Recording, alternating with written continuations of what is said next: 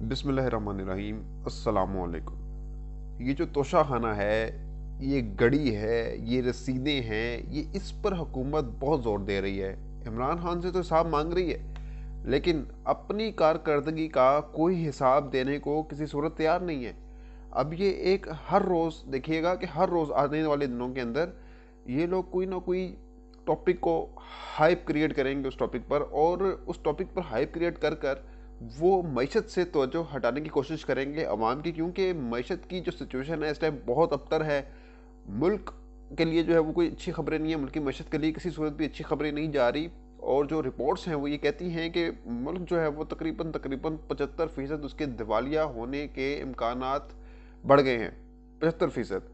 और यही नहीं, इमरान खान जो हैं वो कह रहे हैं कि मुल्क के जो डिफ़ॉल्ट होने के चांसेस हैं वो 80% हो चुके हैं, यानी 80% मुल्क के डिफ़ॉल्ट होने के चांसेस हैं। और ये कोई मामूली बात नहीं है।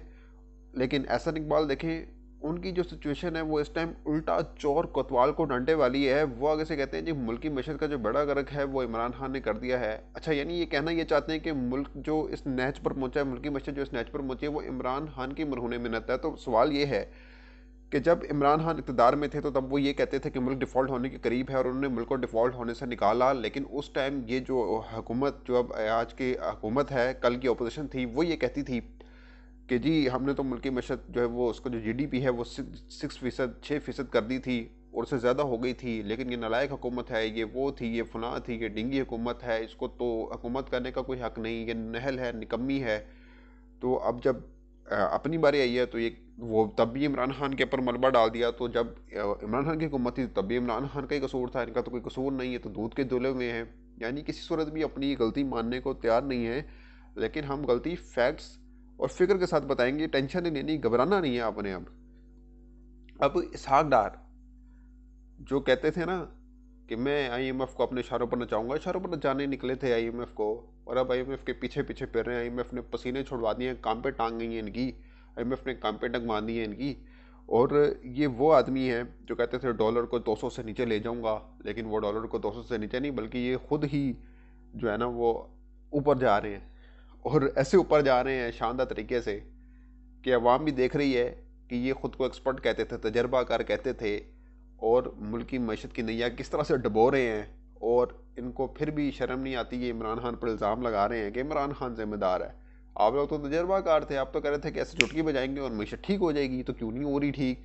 क्यों डॉलर अभी भी ऊपर जा रहा है, डॉलर नीचे नहीं जा रहा? 200 से तो नीचे आ जाना चाहिए था डार साहब, शुरू में तो बड़ी बढ़िया मार रहे थे। तो अब मैं इनके कारनामे आपको बताता हूँ। अब आपने नोट किया होगा, ये इसहाक डार जो हैं आजकल बैंकारी निज़ाम, माशी निज़ाम से सूद के ख़ात्मे की बात कर रहे हैं। उन्होंने कहा जी हम सूद का ख़ात्मा कर देंगे। अब ये एक सिर्फ लॉलीपॉप है, ढकोसला है सीधा सीधा। इसके मैं आपको फैक्ट्स बताता हूँ, आपको सारी हकीकत बताता हूँ, पूरी हिस्ट्री बताता हूँ कि माजरा है क्या।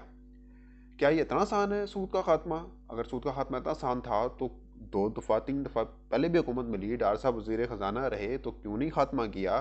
तो मैं आपको बता देता हूँ। असल में ये सिर्फ तवज्जो हटा रहे हैं मैशत से। कभी ये तोशा खाना ले आते हैं, कभी गड़ी ले आते हैं, कभी इमरान खान की कोई करप्शन को उठाने की कोशिश करते हैं। जब कुछ नहीं निकलता तो फिर गड़ी गड़ी पे ही खेल रहे हैं अब। तो ये सिर्फ इसलिए कर रहे हैं कि अवाम का ध्यान उधर ना जाए। तो मैं लेकिन ध्यान जो है वो दिलवाऊंगा, और वो ऐसे कि अब सूद के निज़ाम की बात करेंगे, ख़त्म कर देंगे। और वफाकी शरई अदालत ने इनको अल्टीमेटम दिया था गवर्नमेंट को कि 2027 तक जो है वो सूद का मुकम्मल खात्मा कर दे। और इसकी इस ज़िमन में जो है वो अपीलें दायर की थी स्टेट बैंक ने गवर्नमेंट के तवसत से कि भाई हम जो है ये ख़ात्मा नहीं कर सकते सूद का। कैसे ख़ात्मा कर लेंगे, ये टाइम नहीं है हमारे पास कि हम ये ख़त्म कर सकें, ये पॉसिबल नहीं है। लेकिन अब इसहाक डार ने वो विड्रॉ कर दी हैं, अपीलें वापस ले ली हैं। वो कहते हैं हम 2027 तक जो है वो ख़ात्मा करके दिखा देंगे।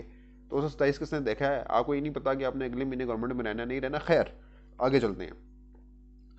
अब ये जो शरई अदालत है इसने आज का नहीं, 91 में ये फैसला दिया था। उस वक्त की हुकूमत को ये कहा था कि वो साल के अंदर अंदर जो है वो बैंकारी निज़ाम को सूद से पाक कर दे। और इस हवाले से जो उस वक्त की हुकूमत को वफाकी शरई अदालत ने जो टाइम फ्रेम दिया था वो दिया था 30 अप्रैल 1992 का। 30 अप्रैल 1992 का टाइम दिया था कि इसके अंदर अंदर जो है वो सूदी निज़ाम को ख़त्म कर दे। और उस टाइम आपको पता हुकूमत किसकी थी? यही जनाब मियाँ नवाज शरीफ साहब की, जो ज़ियाउल हक की नर्सरी से निकले, जो ज़ियाउल हक के इस्लामी निज़ाम को आगे नाफिज करना चाहते थे। उन्होंने आगे से क्या किया? उन्होंने सुप्रीम कोर्ट में अपील दायर कर दी वफाकी शरई अदालत के फैसले के खिलाफ कि भाई ये क्या कह रहे हैं, हमें सुप्रीम कोर्ट देखे। और तब से ये जो अपील है ये सुप्रीम कोर्ट में गई हुई थी, जो अब विड्रॉ हुई है। और मैं आपको ये भी बताता चलूँ कि पिछले 2 दहाइयों में सिर्फ सूद के खात्मे के लिए यानी सिर्फ 20% काम हुआ है और अभी 80% काम होना बाकी है। और ये 80% काम वफाकी शरई अदालत कितनी देर में कह रही है करने को? हुकूमत को 5 साल में करने को कह रही है, यानी 2027 तक सूदी निज़ाम को ख़त्म करना है। और डॉक्टर साहब कहते हैं हम कर देंगे। तो जहाँ 20% काम 2 दहाइयों के बाद हुआ, तो ये 80% काम 5 साल में हो जाएगा। It makes any sense? मुझे नहीं लगता हो सकता है। तो सीधा सीधा टकोसला, सीधा सीधा धोखेबाजी ये कर रहे हैं, सिर्फ चकमा देने के लिए, गोली देने के लिए इस चीज़ पर जो है वो खेल रहे हैं डार साहब। तो ये पॉसिबल है ही नहीं, किसी भी सूरत पॉसिबल नहीं है कि डार साहब ऐसे कर सकें। इसे अपनी ख़राब कारकर्दगी पर पर्दा डालने के लिए सूदी निज़ाम का जो है वो सोचा छोड़ रहे हैं। अच्छा, मैं यहाँ पर एक डार साहब से सवाल पूछता हूँ कि आप कह चले मैं मान लेता हूँ कि आपने बनकारी निज़ाम में 100% सूद ख़त्म कर दिया, तो मेरा सवाल ये है कि जो IMF को कर्ज की रकम वापस अदा की जाती है तो सूद समेत वापस की जाती है।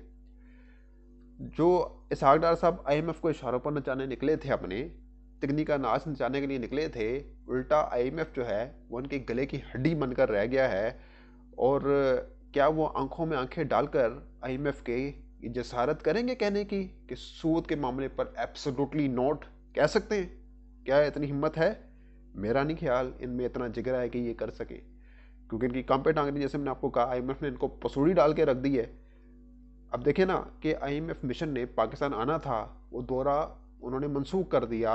और इसको भी इस हुकूमत ने क्या रंग दिया कि इमरान खान का लॉन्ग मार्च आता है, इस वजह से IMF मिशन नहीं आ रहा, इमरान खान जो बेड़ा गर्क कर रहा है। ऐसा कुछ नहीं है। IMF मिशन ने फिर बाद ऐसा कह दिया कि भाई जब तक आप सूबों से रेवेन्यू नहीं इकट्ठा करते, जितना हमने कहा है, हदफ दिया है, टैक्स नहीं हासिल करते, 800 अरब का मिनी बजट नहीं लाते, तब तक आप भूल जाएं कि आपको 1 अरब 19 करोड़ की जो किस्त है वो मौसूल होगी।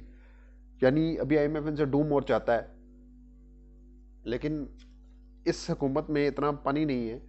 ये अब सिक्योरिटी रिस्क बन रही है।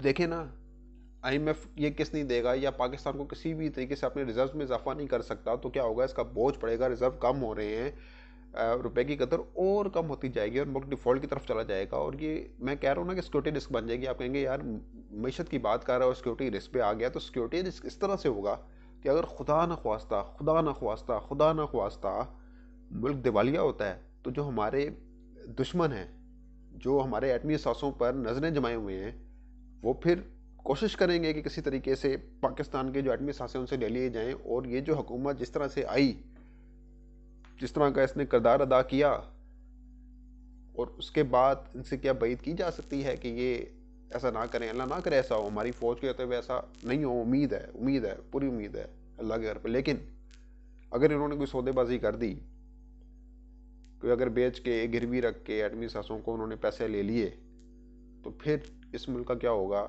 ये बात सोचने से ताल्लुक़ रखती है। तो इस हवाले से देखा जाए तो ये सिक्योरिटी रिस्क बन सकती है।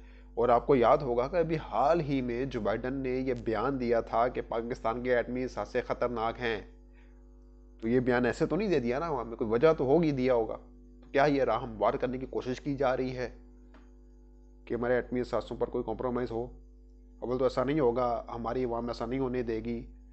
और जो भी अगर इस काम में मुलविस होगा वो बहुत बुरी मौत मरेगा, उसके साथ अच्छी नहीं होगी। क्योंकि मुल्क की सलामती पर कॉम्प्रोमाइज़ करने वाला जो है वो मुहब्बे वतन नहीं हो सकता। एटलीस्ट मैं कोई यहाँ पे गद्दारी के फतवे नहीं बांट रहा, लेकिन यहाँ पे मैं वो बात कर रहा हूँ जो फैक्ट बेस्ड है।